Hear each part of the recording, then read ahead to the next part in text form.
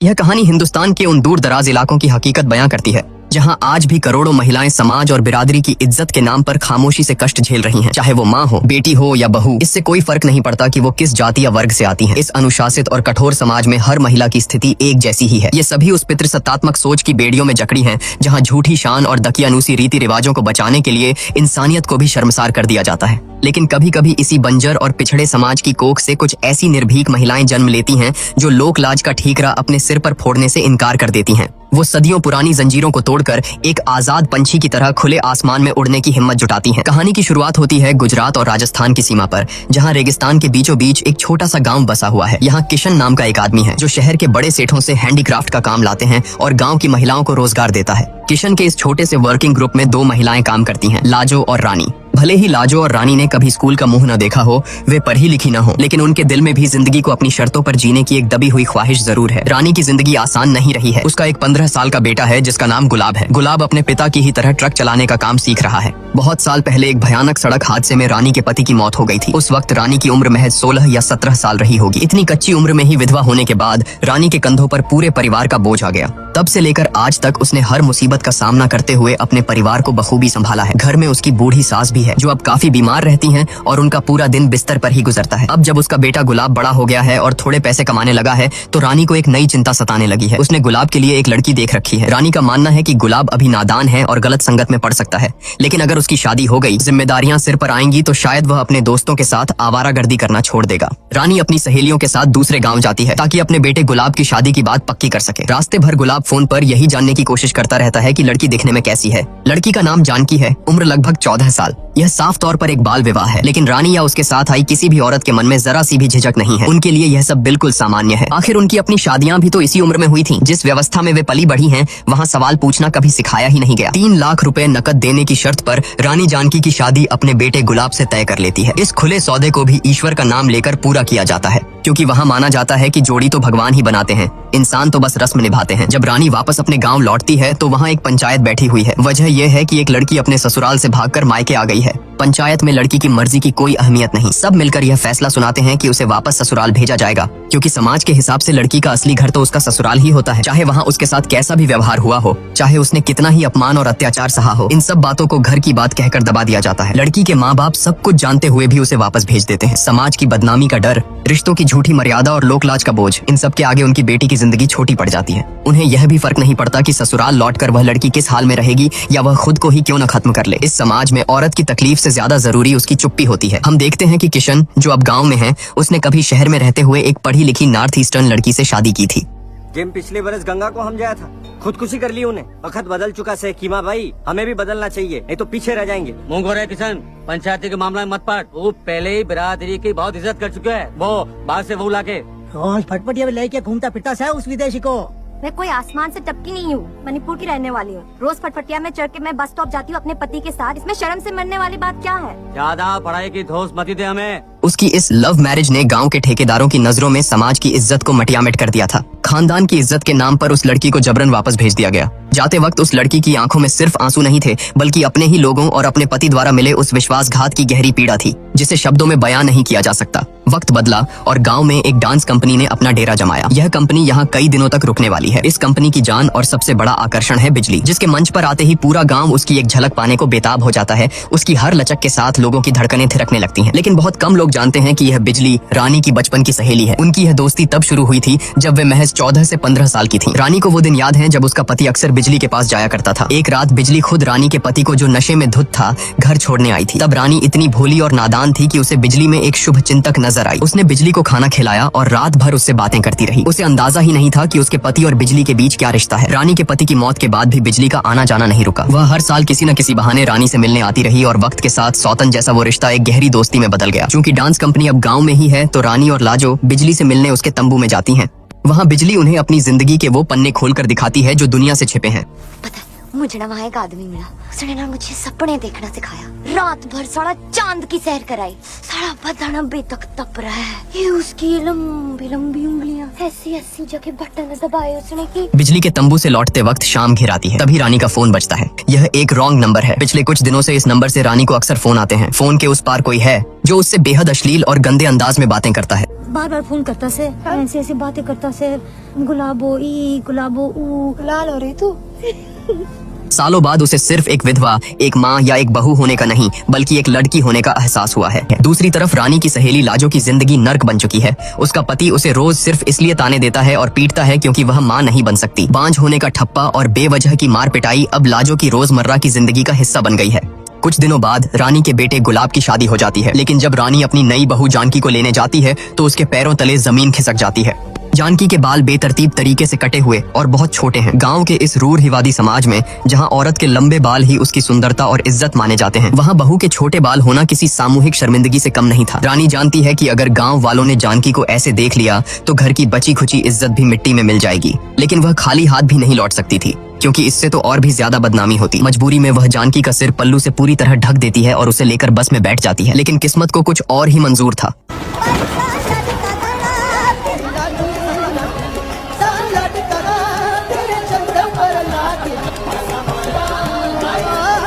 घर पहुंचते ही कोहराम मच जाता है। गुलाब अपनी माँ पर भड़क उठता है। वह चिल्लाता है कि रानी ने जानबूझकर उसके लिए ऐसी दोषपूर्ण लड़की ढूंढी है ताकि समाज में उसकी नाक कट जाए। मुसीबत यहीं खत्म नहीं होती। शादी वाले दिन ही गुलाब की दादी की मौत हो जाती है। गांव वाले बातें बनाने लगते हैं कि नई बहू के कटे बाल और अपशकुन देखकर बुढ़िया को सदमा लगा और वो मर गई। हालांकि सच यह था कि दादी इतनी बुजुर्ग और कमजोर थीं कि शादी की भागदौड़ और सफर की थकान झेल नहीं पाई और नींद में ही चल बसी। पर समाज को तो बस ताने मारने का एक बहाना चाहिए था। जैसे जैसे समय बीत रहा है, रानी को अपने बेटे गुलाब में अपने ही मरहूम पति की परछाई दिखने लगी है। बंद कमरे से जब बहू जानकी के साथ मारपीट और जोर जबरदस्ती की आवाजें आती हैं, तो रानी का कलेजा कांप उठता है। वह जानती है कि वहाँ क्या हो रहा है, क्योंकि उसने खुद बरसों यह सब सहा है। वो चीखें उससे सुनी नहीं जाती, इसलिए रातों को वह घर से निकलकर अपनी सहेली बिजली के तंबू में चली जाती है, जहाँ उसे थोड़ी शांति मिलती है। इस घुटन भरे माहौल के बीच किशन और उसकी पत्नी नोवी बदलाव की एक नई बयार हैं। किशन के यहाँ काम करने से गांव की औरतें न सिर्फ पैसा कमा रही हैं, बल्कि अपने पतियों पर उनकी निर्भरता भी कम हो रही है। किशन की पत्नी नोवी उन्हें पढ़ाई लिखाई की अहमियत समझा रही है। औरतें अब थोड़ी बहुत अंग्रेजी भी बोलने लगी हैं और शहर से बड़े बड़े आर्डर लाने में मदद करती हैं।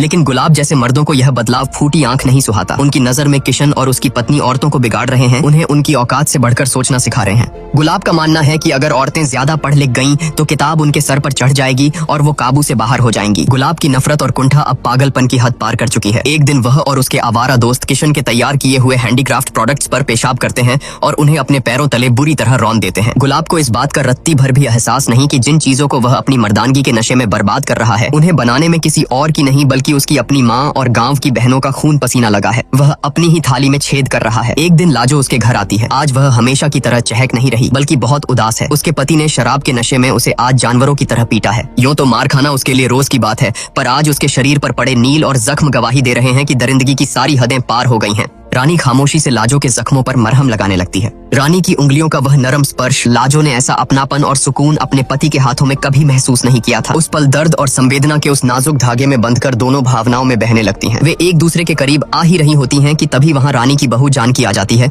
और उन्हें झटके से एक दूसरे से अलग होना पड़ता है। अगली सुबह गुलाब के कुछ दोस्त घबराए हुए रानी के पास आते हैं। खबर मिलती है कि गुलाब बड़ी मुसीबत में है। वह जहाँ अक्सर अपनी हवस मिटाने जाता है, वहाँ बिना पैसे लिए चला गया था। उसका पिछला हिसाब भी बाकी था, इसलिए वहाँ के दलालों और गुंडों ने उसे बंधक बना लिया है। एक माँ की मजबूरी देखिए। उस बेटे को छुड़ाने के लिए जो रोज उसका अपमान करता है, रानी को किशन से मदद मांगनी पड़ती है। इतना ही नहीं, उसे उस बेटे की जान बचाने के लिए अपना मंगलसूत्र तक बेचना पड़ जाता है। दूसरी तरफ घर के बाहर एक अलग ही मूक प्रेम कहानी चल रही है। एक लड़का रोज दूर गांव से साइकिल चलाकर आता है। वह घर के अंदर नहीं आता, बस दूर से जानकी को एक नजर देखता है और वापस चला जाता है। कभी कभी वह जानकी के लिए चुपके से किताबें भी छोड़ जाता है। असल में यह लड़का जानकी का स्कूल का साथी है। वे एक दूसरे को पसंद करते थे, लेकिन वह गरीब था। जानकी के घर वालों की मुंहमांगी रकम नहीं दे सका, इसलिए यह रिश्ता नहीं हो पाया। अब राज खुलता है कि जानकी के बाल छोटे क्यों थे। उसने फैशन के लिए नहीं, बल्कि विद्रोह में अपनी शादी वाले दिन खुद अपने बाल काट लिए थे ताकि लड़के वाले उसे ठुकरा दें। पर अफसोस, समाज की जिद के आगे उसकी एक न चली। इधर रानी का बेटा गुलाब दिन ब दिन बदतर होता जा रहा है। वह अब पूरी तरह जानवर बन चुका है। वह वेश्याओं के पास जाता है,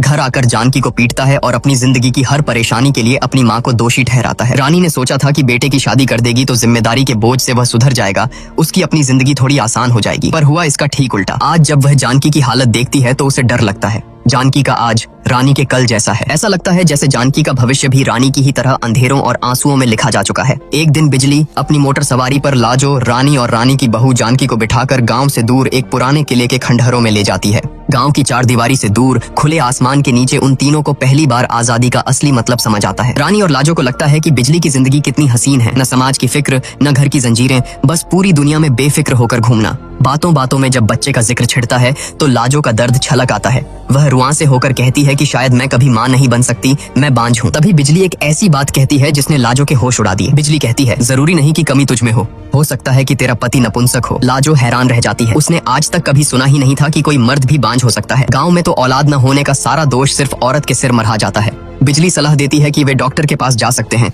लेकिन लाजो जानती है कि उसका पति और समाज कभी इसकी इजाजत नहीं देंगे। तब बिजली उसे एक दूसरा गुप्त रास्ता बताती है। एक बाबा है जो तुझे बच्चा दे सकता है। इसी सैर के दौरान बिजली रानी को एक कड़वा सच बताती है।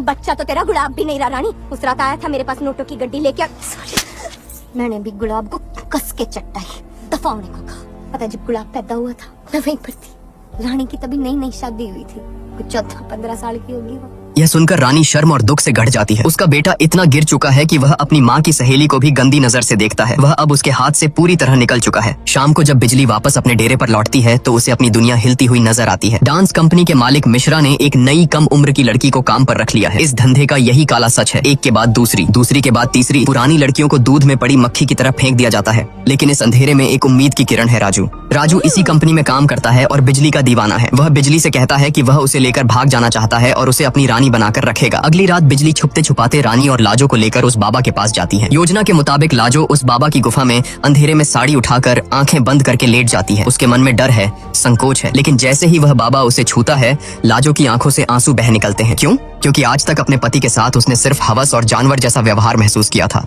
लेकिन उस बाबा का स्पर्श उसमें एक ठहराव था, एक सम्मान था। बिजली ने सच ही कहा था, वह बाबा औरतों के लिए एक मायावी प्रेमी है।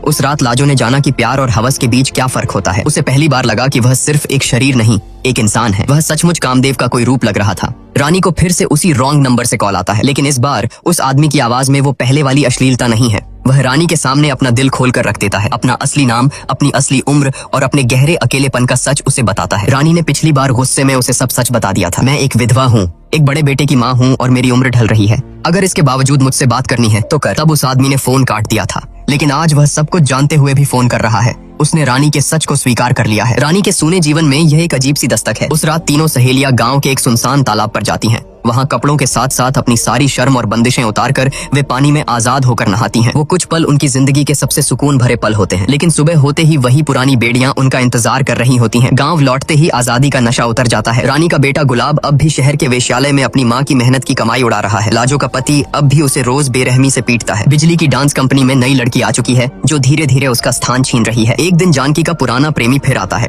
वह दरवाजे पर जानकी के लिए किताबें छोड़कर जा रहा होता है कि रानी की नजर उस पर पड़ जाती है। वह लद्दद्द का रानी को देखते ही भाग जाता है, लेकिन रानी देख लेती है कि कैसे जानकी दौड़कर उन किताबों को सीने से लगा लेती है। कुछ दिन बाद वह लड़का हिम्मत करके घर के दरवाजे तक आ जाता है। वह जानकी को अपने साथ भगा ले जाना चाहता है। उसने शहर में नौकरी ढूंढ ली है और एक नई दुनिया बसाना चाहता है, लेकिन रानी बीच में आ जाती है। मुझे पुलिस में रिपोर्ट लिखवानी पड़ेगी। देख क्या रहा से, भाग यहाँ से। इधर लाजो के लिए एक बहुत बड़ी खुशखबरी है। 1 महीना हो गया है, उसे उल्टियां शुरू हो चुकी हैं। वह गर्भवती है। बाबा का आशीर्वाद काम कर गया है, लेकिन 2 महीने बीत जाने के बाद भी वह अपने पति को यह खुशखबरी नहीं सुना पाई है। वह सही मौके की तलाश में है जब उसका पति अच्छे मूड में हो। आज भी उसने कोशिश की, लेकिन जवाब में पति ने उस पर खाना फेंक दिया और उसे धक्के देकर चला गया। खुशखबरी उसके गले में ही अटकी रह गई। रानी की मुसीबतें कम नहीं हो रही हैं। गुलाब की शादी के लिए उसने गांव के सूदखोर से जो 30,000 उधार लिए थे, उसकी एक भी किश्त वह पिछले 3 महीने से नहीं चुका पाई है। ब्याज पर ब्याज चढ़ता जा रहा है और कर्ज का यह बोझ उसे धीरे धीरे निगल रहा है। उधर बिजली को लगता है कि उसे सच्चा प्यार मिल गया है। उसके सहकर्मी राजू ने वादा किया है कि वह उसे इस नर्क से दूर ले जाएगा और अपनी रानी बनाकर रखेगा। रात के अंधेरे में वे बस स्टैंड पर मिलते हैं। राजू उसे अपने साथ दिल्ली ले जाने की बात करता है। चल भाग चलते हैं यार बिजली, दिल्ली साइड चलते हैं। मैं बिजनेस का सारा तामझाम संभाल लूंगा और तू पहले की तरह रानी बनकर रहेगी। सच में आग लगा देंगे मार्केट में। बिजली का वह सपना भी कांच की तरह टूटकर बिखर जाता है। उसे समझ आ जाता है कि राजू उसे प्यार नहीं करता। वह उसे इस नर्क से निकालने नहीं, बल्कि उसे दिल्ली ले जाकर उसका नया दल्ला बनना चाहता है।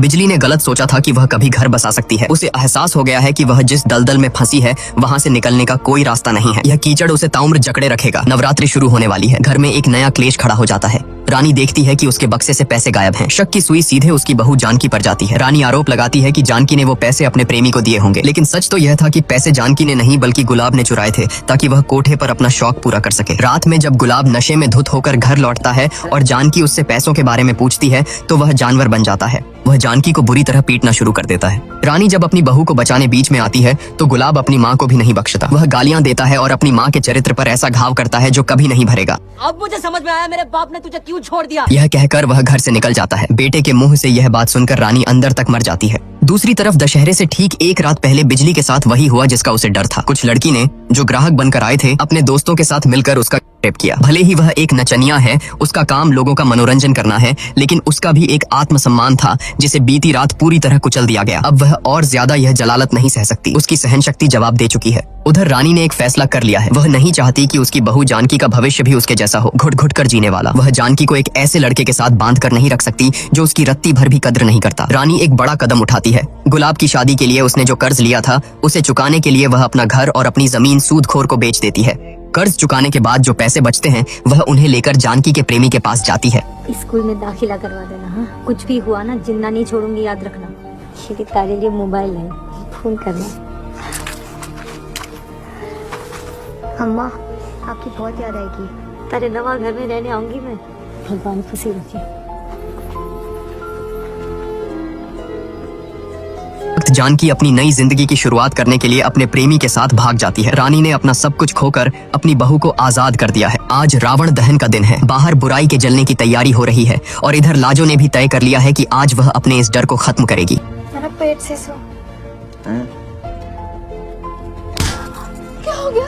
तू हमेशा यही तो चाहता था। किसका पाप मेरे गले में डाल दे। मेरा नहीं हो सकता। आज नहीं सु बच्चे को तू अपना ले। पराए मर्द के साथ सोई ना तब जाके बच्चा लगा। तू नहीं दे पाया क्या? असल में ना तू बांझ से। तभी रानी वहाँ पहुँच जाती है।